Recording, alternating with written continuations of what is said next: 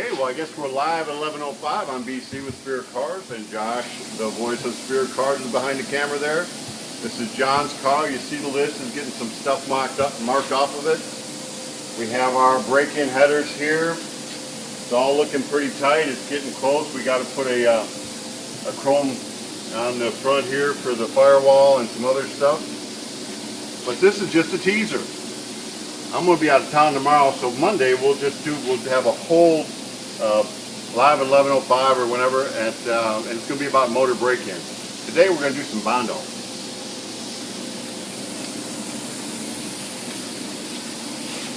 You can catch me out in front here. What in the world is that? Okay. I got to get this done. I need the firewall. We made this plug. It had no firewall. We recessed it about 3 inches. This is our Model A Roadster. We really need to get this into production. I got some sold. I want one for me. I got a little bit more straightening to do on it. So start by, see if it's straight or not. So this got some dents here, and I wouldn't even call them dents. I'm an old body man. I've worked in metal a long time, and I kind of found, even at Spirit Cars here, as much as we work in fiberglass and build cars, an old body man is not necessarily what we want to train to do this. It's different. You can bend metal, you can weld metal, you can stretch metal. If your windshield post on your door is off a little bit, you want to close the wind gap, you can put your knee in it and pull it back and bend it. Fiberglass does not bend. But anyway, principle's the same. Got a dent. I can feel that. Can you feel that? You probably can't feel that. There is no shame in using a product called Guide Code. I personally don't use it very much, but some of the guys here do. If it's something you really feel you need to do, and it helps you make it straight, and it does, and especially when we block out one of our molds to get that super straight, then we go ahead and we use a die, not the Guide Code here, but then we block and block and block. So if I hit this,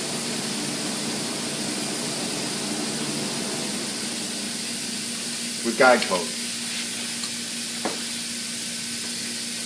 Then I take my block. I've got a block here.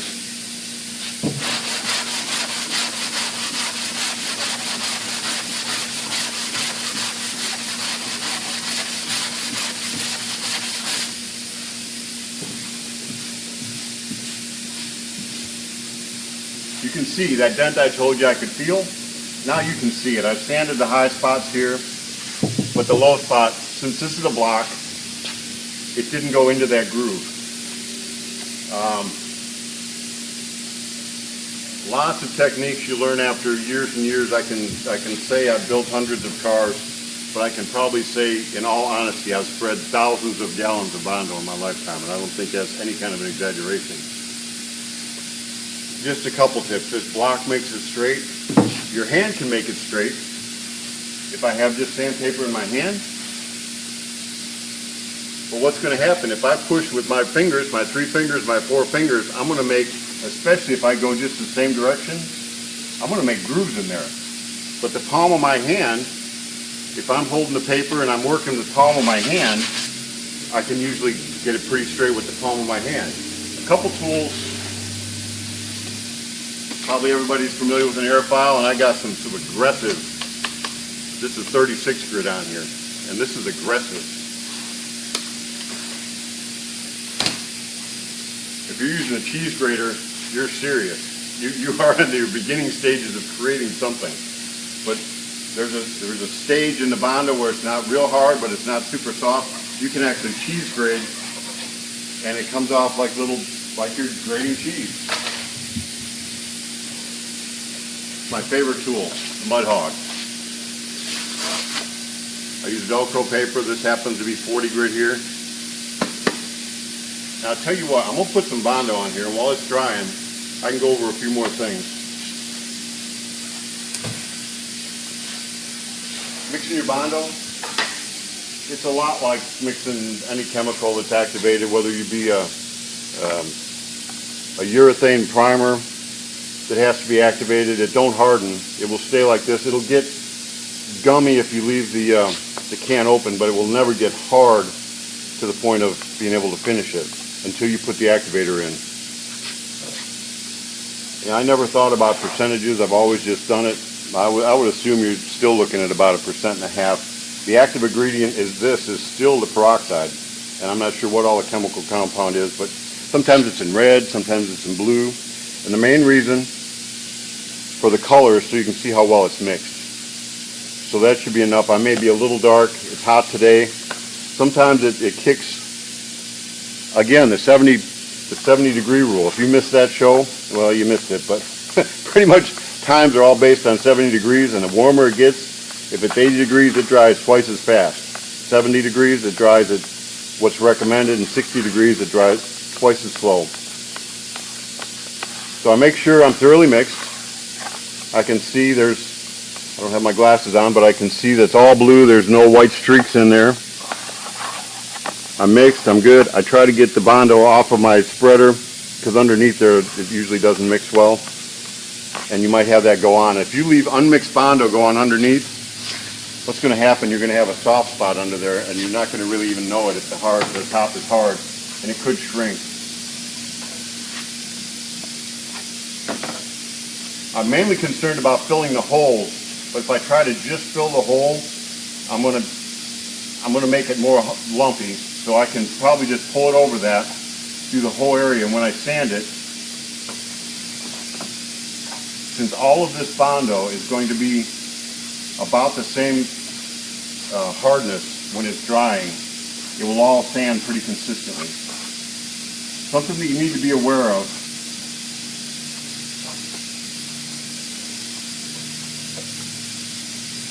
when you're sanding is the hardness of the different materials. Now if you're doing it on metal, that metal is going to be harder than any Bondo you got on there. This fiberglass here is going to be harder than the Bondo. If I put a Duraglass under that, it's going to be harder than the Bondo, but softer than the fiberglass. Now the softest material is going to sand the easiest. So I like to keep my board clean. Some people just use a piece of cardboard, throw the cardboard away every time. I like my Bondo board, and I assure you everybody in the shop here recognizes my Bondo board, and nobody messes with my Bondo board, and the same with other people, but I like it. I like to keep it clean. If you got little chunks and humps and bumps on there, when you try to mix it, it's going to just leave a little notch in there every time, which is not good. You know what I wanted to do?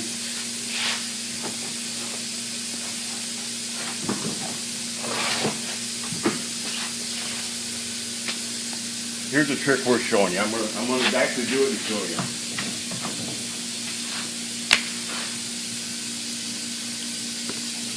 I'm giving up some secrets here, so you guys are worth it. You're worth giving up my secrets. Okay, so I'll mix up a new batch here.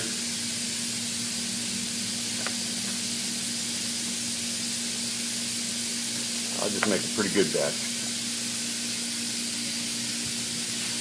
And I'm not sure you really always waste Bondo, because there's always some kind of use for it.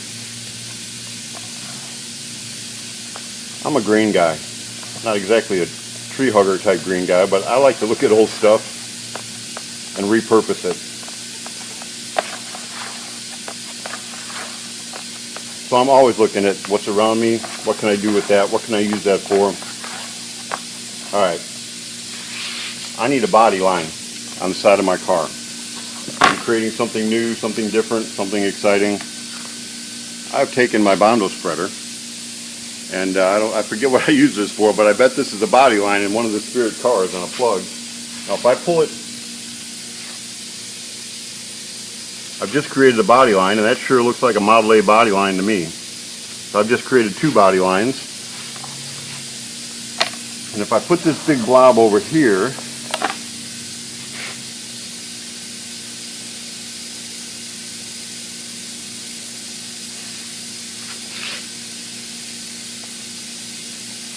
I'm not sure what it is, but it could be the start of something.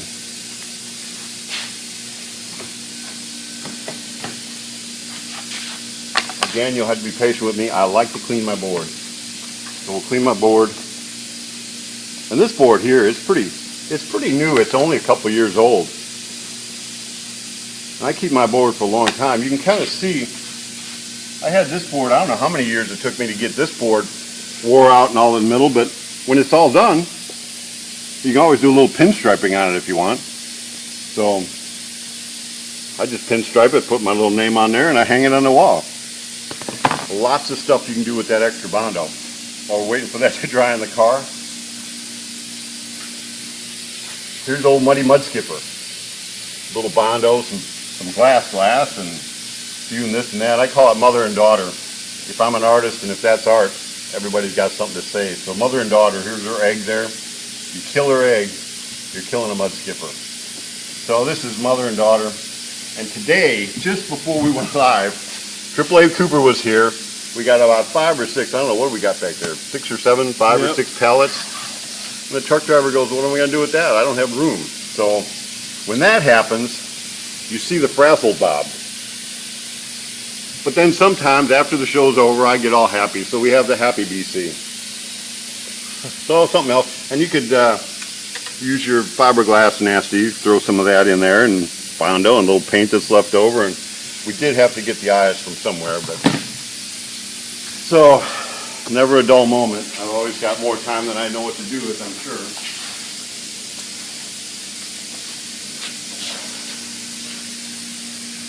Still wet here. I can stick my finger into it.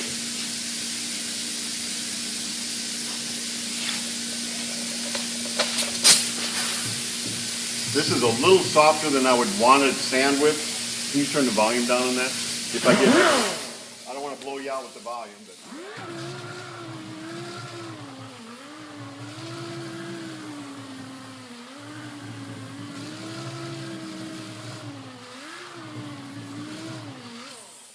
I like the mud hog, and you can see here,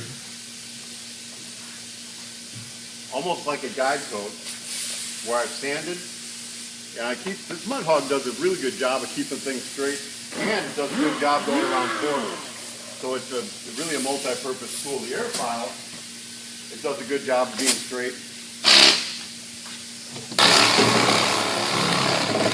But you can see I'm having a little difficult time getting in there.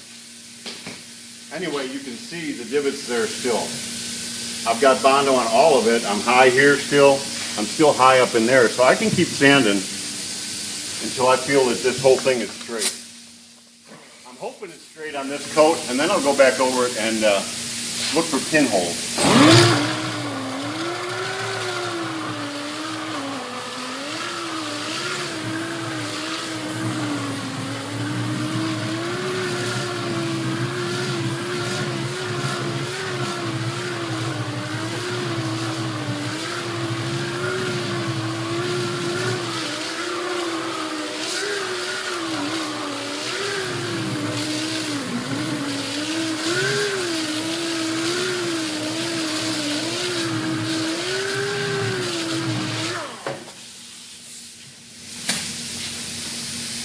Now I've worked it around,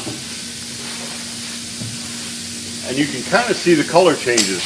I've still got, this would be a telltale sign of a high spot, but it's not. It's been sanded down, but this is harder, so it won't sand as fast as this. You can see where I showed you before where that paint had stayed in there. It was a little low. Well, the color, and you can still see some of the guide coat, the black underneath that. But this actually feels pretty straight. I did that with 40 grit. We use activated primers.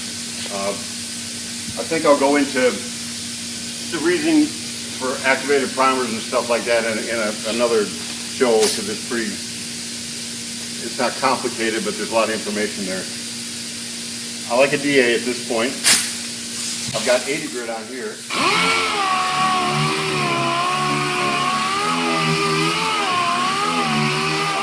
Hit it with 80 grit, but I'll get everything really well all around the corners. Edges like this, I want to hit by hand around the edges, around the top by hand. This I would do by hand. A lot of this comes into personal preference. We use a Velcro type material. They have spigot also, and I don't know if they even have the kind where you put the glue on. They had feathering disc adhesive you would glue on, put on here, and the tape would go on and off. We don't use that. So I went from 80 grit. This is a 120 or a 180. I happen to have 180. So then I'll go to 180.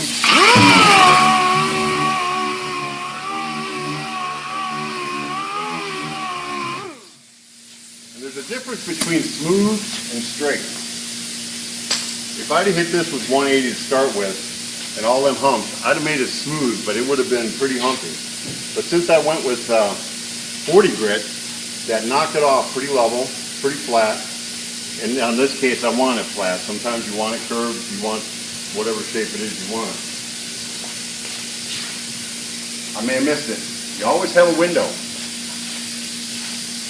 This Bondo is soft enough you can hit it with this.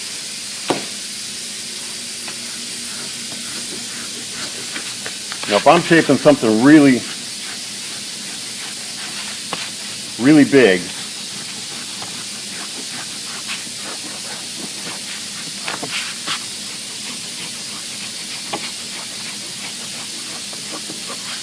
you can kind of get the idea. I don't know if you can see it on the camera, but I've shaped kind of a nice curve there onto it, and I could shape a nice round into that if I was looking for a round.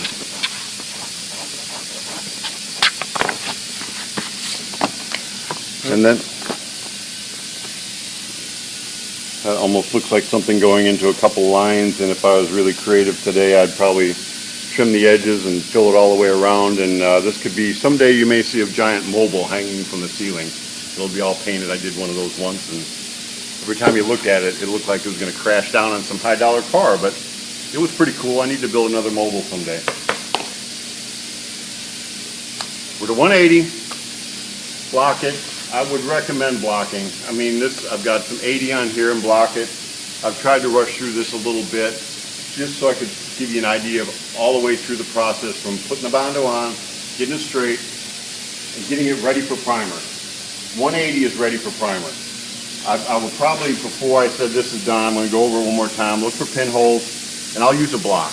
I may use the big block for a while. Up in this area, it's hard to beat that. It's straight. When I get to the little areas, and this one's kind of a foam block, this one's a little bit harder. And they come in all different shapes and sizes. If I can get up around the corner here, I can get around the corner here. Does pretty good. So I'm about close. By the end of the day, I should have primer on this, and I'm about to pull the mold on my Model A Roadster recessed firewall. I don't know. I'm anxious to build one. I don't know when we actually get to it. But that's it for today, and I did remember my little yellow book. I think the other one was called what? Coffee Break Contemplations? Yep. This one's called Pass It On by my friend Ernie Gilcrease. We call him the Hot Rod Man. And if you've been following us, we just, at the end of a show, if I remember my little yellow book, I just read one of his, today it's Pass It On, thought for the day. We are made of the same matter that makes up the universe. Are we the universe examining itself? Are we a small part of a larger consciousness? That takes a lot of thought. I'm going to read one more. Today I will make every experience a positive one. The difference I make will be the difference worth making. A little less thought on that one. So there's your good words for today. I will not be with you tomorrow. I'm heading up north to Chicagoland. We're going to watch the start of the chase. Go Bush. My son's a Mars guy, so I'm going to try. We'll be in the pits. I'm going to see if I can talk to Kyle and see who he thinks is going to be second this year, because he's going to be our winner. Anyway, I'll try to do maybe a live show from the pits at the Chicagoland Raceway for the NASCAR races sometime this weekend. But tomorrow we will not be live at 11:05 in the shop. Monday, look forward to seeing John's car started. We'll do a video on the startup of that and a break-in, and then we'll do one more video on the entire car, just as maybe we take it out on the road and play with it, maybe what you want to do for break-in on driving it. So for today, we're glad to have you with us.